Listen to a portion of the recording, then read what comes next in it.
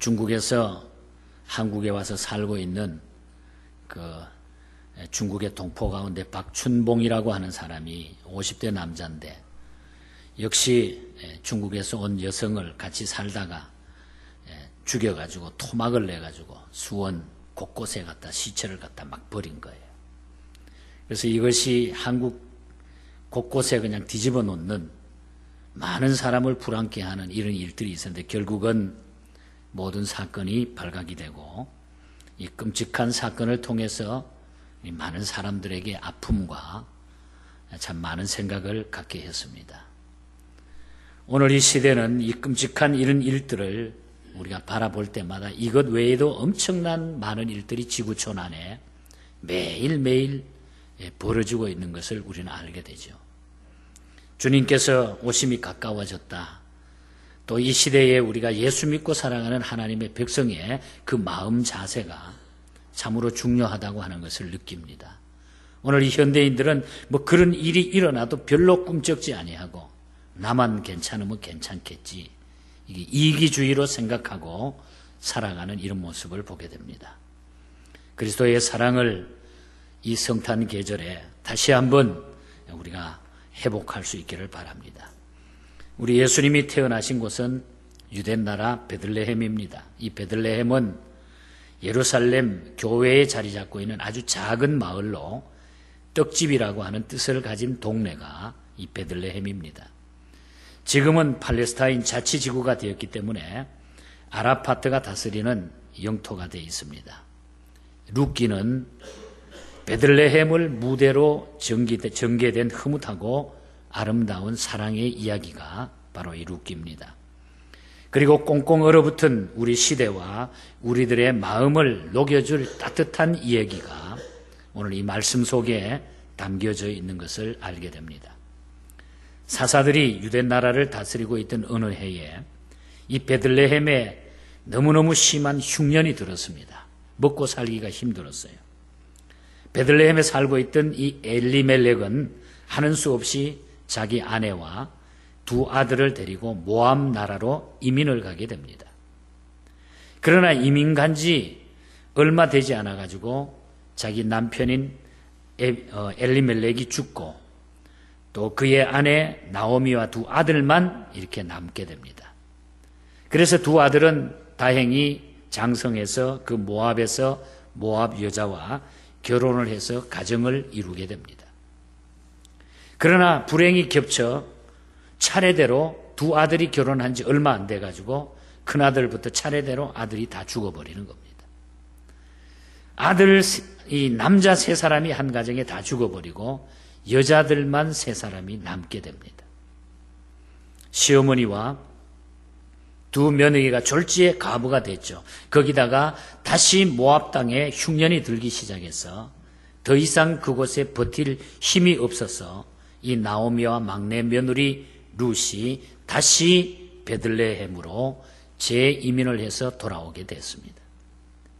거기서부터 이야기의 새로운 국면이 이 룻기에 시작되는 것을 오늘 우리는 보게 됩니다. 저는 오늘 이 시간에 룻과 보아스라고 하는 이 두 인물을 중심해서 이 예수 그리스도의 사랑과 이 시대의 사랑 회복을 위한 메시지를 잠시 동안 전하려고 하는 것입니다. 젊은 며느리 룻은 아침이면은 그 어려운 환경 가운데 일찍 보리밭에 나가서 이삭을 주워다가 저녁이 되면은 그것으로 음식을 만들어서 시어머니 나오미를 공양합니다. 그 당시에는 먹을 것이라고 하는 것은 밭에 나가서 이삭을 줍지 않으면 먹을 수가 없었기 때문입니다. 미국에서 있었던 일입니다. 결혼을 앞둔 아들에게 어머니가 그런 이야기를 합니다. 우리가 살고 있는 집도 굉장히 크고 우리 집이 좋으니까 또 식구도 많이 없으니까 너 결혼하거든 6개월만 우리 한 집에서 살면 어떻겠느냐. 이 어머니가 아들에게 이야기했더니 한마디로 이 아들이 노 하면서 화를 냈습니다. 이유는 왜 우리끼리 살아야지 엄마 아빠와 우리가 같이 사느냐. 있을 수 없는 일이다 하면서 부모에게 큰 화를 냈다고 하는 얘기입니다.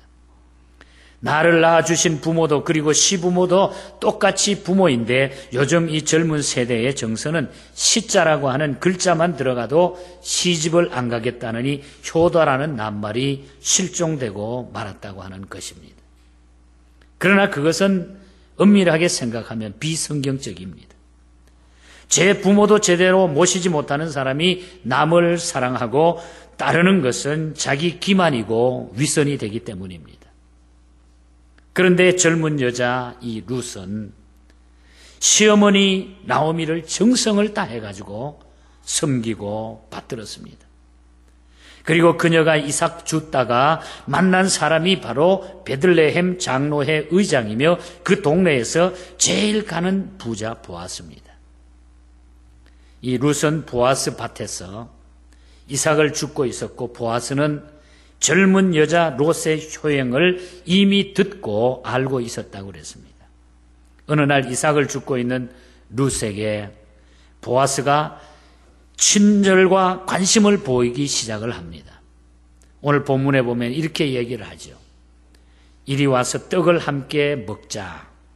내 떡을 조각에 떡 조각을 초에 찍으라. 이런 얘기를 해요. 나하고 같이 떡을 먹자. 그리고 그 떡 조각을 초에 찍어서 우리 함께 나누자. 그런 다정한 이야기를 하고 있는 모습을 보게 됩니다. 보아스가 자기 식탁에 가난뱅이 룻을 초청했다고 하는 그런 얘기죠. 그리고 시어머니에게 갖다 줄 많은 음식도 이 보아스가 챙겨서 싸주게 됩니다. 그리고 타장마장을 관리하는 소년들에게 룻을 절대로 건드리지 말라. 야단치지도 말아라. 곡식단 사이에서 이삭을 죽게 하고 조금씩 뽑아가지고 그 이삭을 막 버리라. 그리고 그것을 주워가게 해라. 여유 있게 먹고 살 수 있도록 기회를 만들어주는 이런 모습을 보게 됩니다. 이미 보아스와 룻의 사랑 이야기가 시작되고 있는 이 모습을 우리가 읽게 되죠. 레위기 19장에 보면은 9절과 10절에 보면은 이런 얘기가 나옵니다. 곡물을 벨 때에 다 베지 말고 떨어진 이삭을 다 줍지 말라는 이야기가 나와요. 이유는 가난한 사람과 타국인이 그것을 주워다 먹고 살아야 하기 때문에, 다 농사하고 목축업이기 때문에 먹고 사는 문제가 그 당시에는 무척 힘들었어. 이 농사를 짓고 나서 추수할 때가 되면은 일부러 곡식을 조금씩 남겨놓는다는 얘기예요. 제가 자랄 때 시골에 어릴 때도 보면은요, 고구마를 캔다거나 감자를 캔다거나 보리 농사를 져가지고 벤다거나 이 추수할 때 되면은 조금씩 그것이 떨어져 있어요. 그러면은 그 주변에 그래도 가난하게 사는 분들이 많았기 때문에 와서 부잣집에 밭에 다니면서 그걸 다 이삭을 주워가지고 와서 그걸로 살림살이에 보태는 이런 모습들을 봤습니다. 똑같은 그런 얘기입니다. 이 보아스는 그런 기회를 다 줬고, 그리고 주먹에 쥐고 있는 것들을 버리라 그랬어요. 버리라. 그러면은 저 사람들이 이것을 다 주워가도록 그렇게 하라. 룻기 3장 11절을 보면은 내가 현숙한 여인인 줄 나의 성읍 백성이 다 아느니라. 보아스가 그런 이야기를 합니다. 이미 보아스는 룻을 알고 있었고 관심과 사랑이 기울어져 있었던 것을 보게 돼요.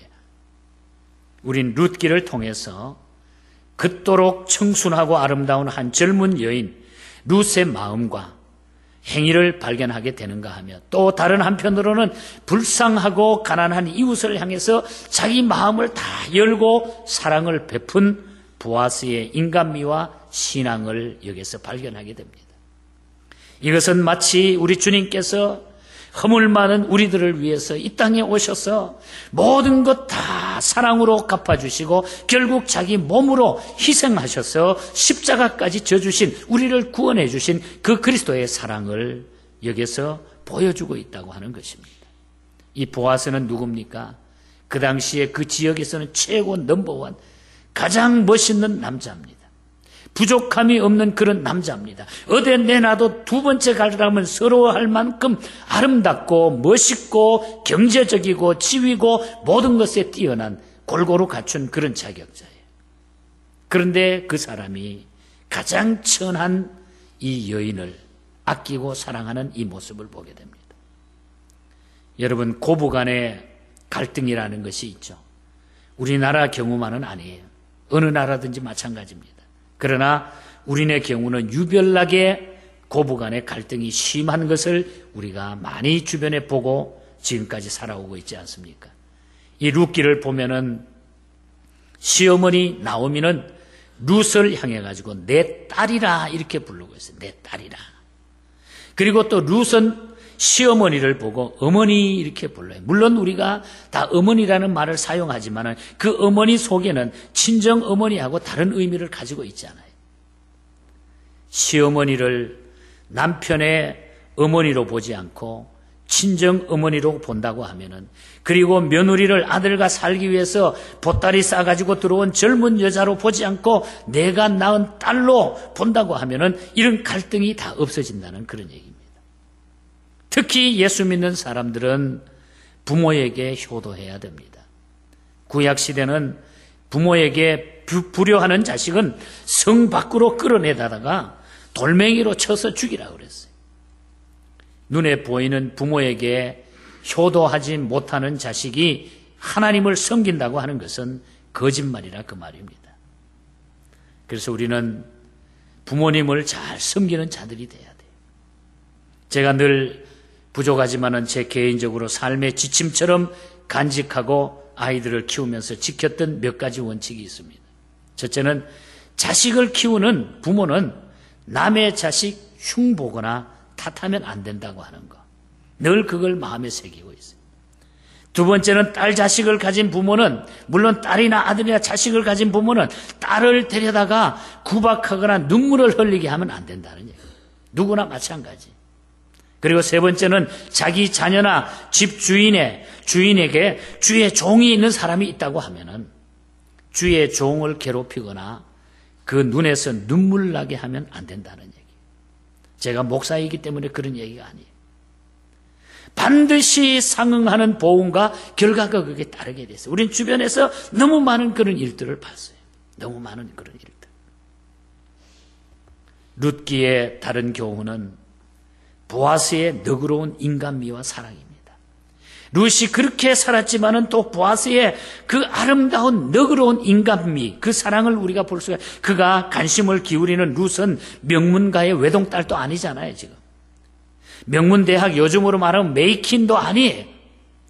어린 나이에 결혼에 실패한 이방 여자입니다. 재산도 없습니다. 집안도 형편이 없는 과부입니다, 과부.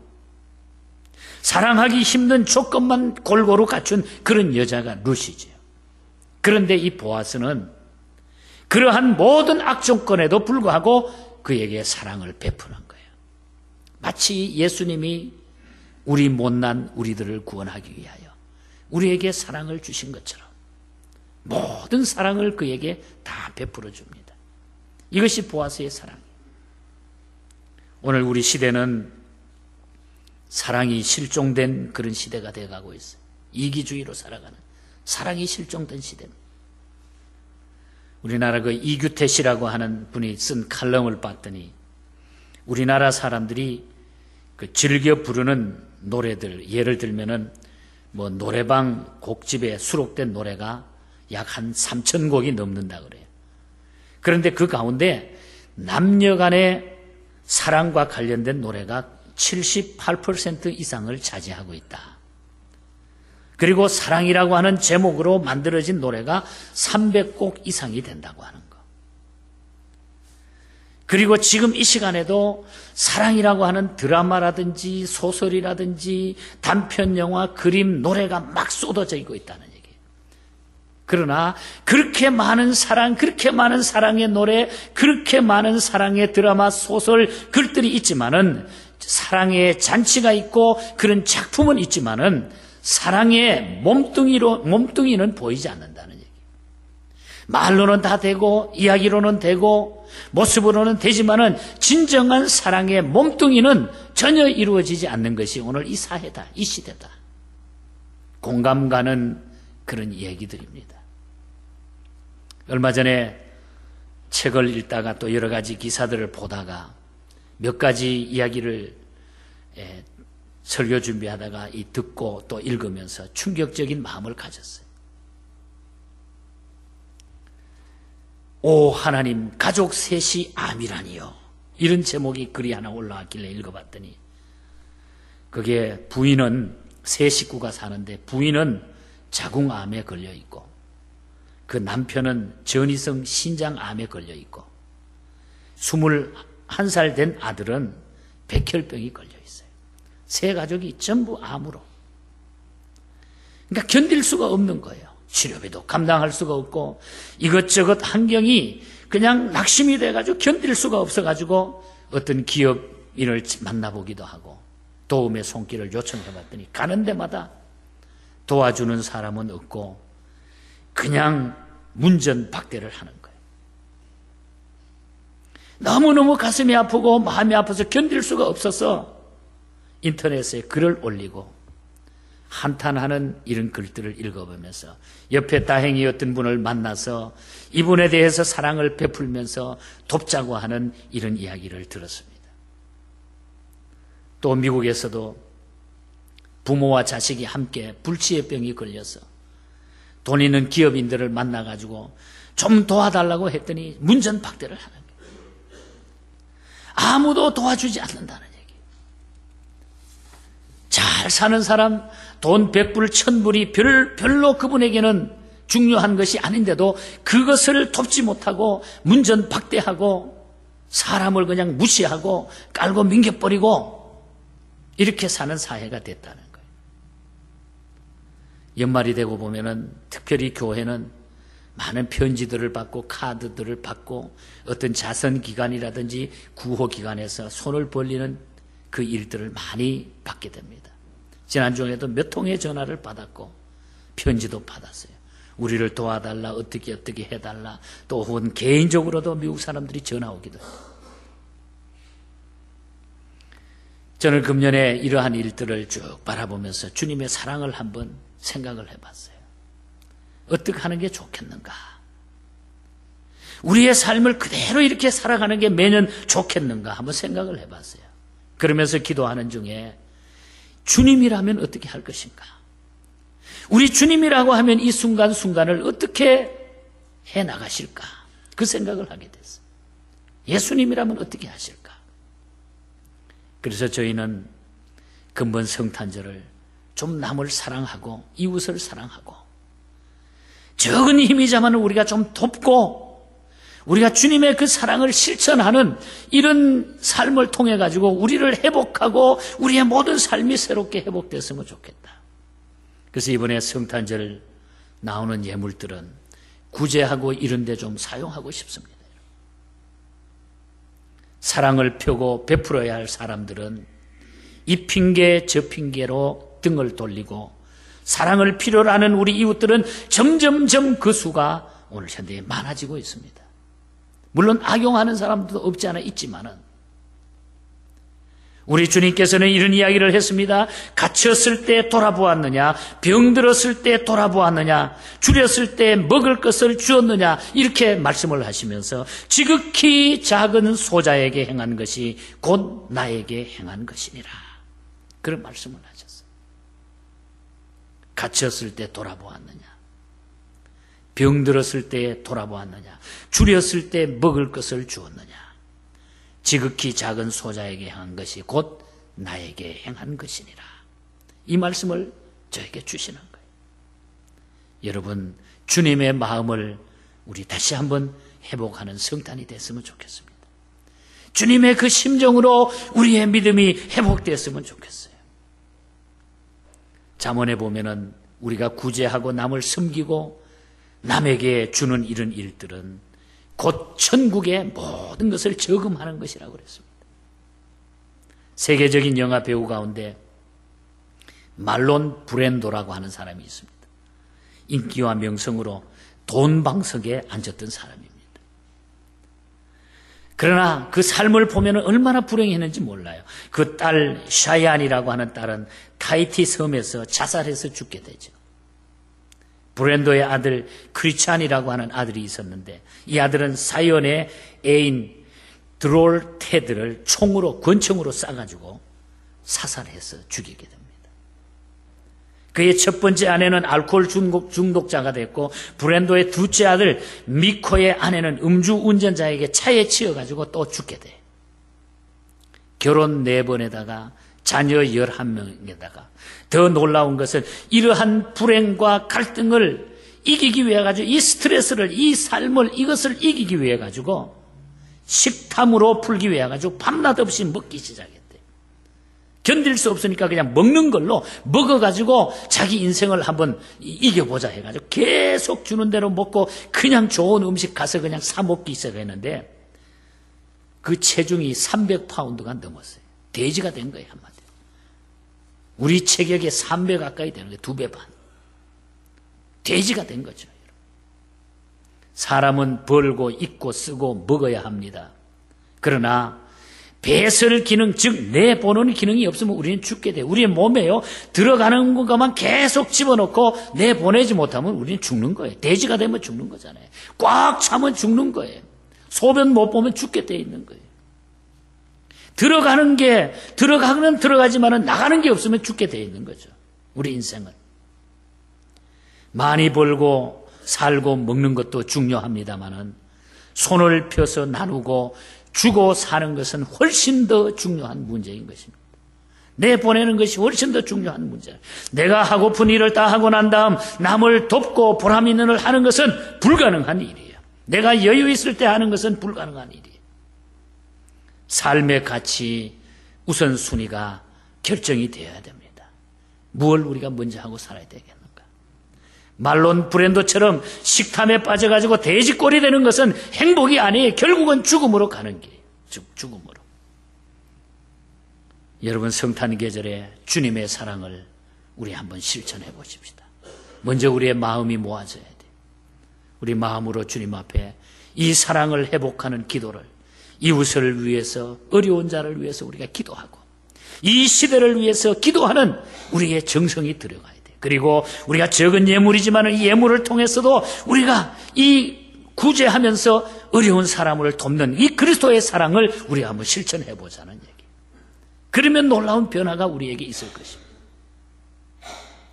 오늘 바로 룻과 이 보아스의 이야기의 사랑 이야기 속에는 바로 주님의 이 뜨거운 사랑과 주신 사랑과 베풀어 주신 사랑과 받는 사랑이 여기에 합쳐져 있다고 하는 사실을 우리는 보게 되는 것입니다. 말씀의 결론을 찾겠습니다. 룻과 보아스의 사랑 이야기는 신약 성경으로 다시 이어지게 됩니다. 여기서 끝나는 것이 아니라 신약 성경으로 이어지게 돼요.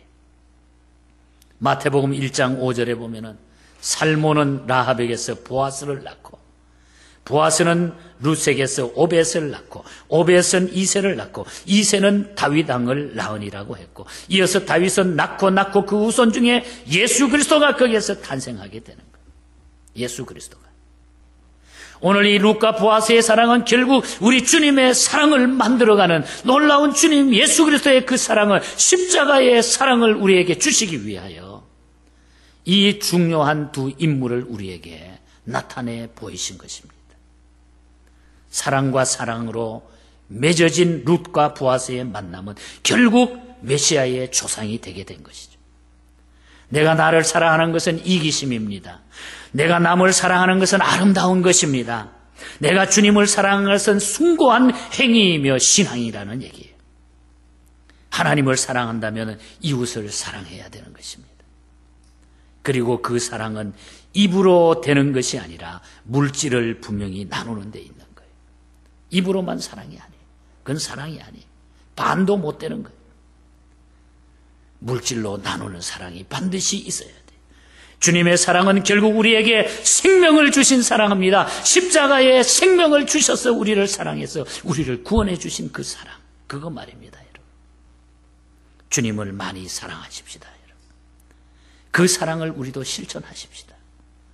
그 사랑으로 이 살벌한 세상을 푸근하게 만들 수 있는 이런 우리 모두가 되고, 이번 성탄에는 이 주님의 사랑을 우리가 회복해서 먼저 내 마음속에 이 주님의 사랑을 통해서 베풀 수 있는 여유 있는 이런 성도의 귀한 믿음을 모두 회복해서 우리 하나님이 주시는 그 기쁨과 감격과 즐거움에 놀라운 축복된 이런 기쁨의 성탄이 우리에게 맞이될 수 있기를 주님 이름으로 간절히 축복합니다.